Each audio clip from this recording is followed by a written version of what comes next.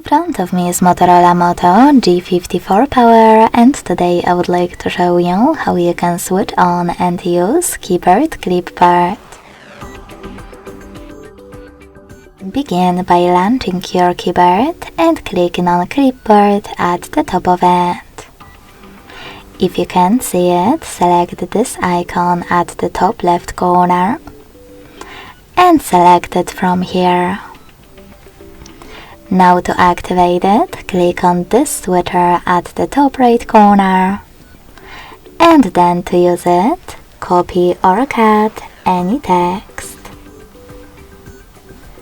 Now to paste it, you can tap on it right away at the top of your keyboard, or click on Clipboard and click on it over here.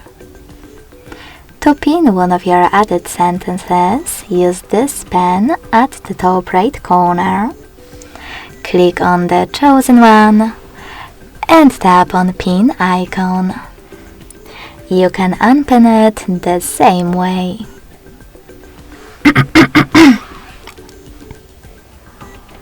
To delete it, click on pen again. Select any of your sentences and hit this pin at the top right corner.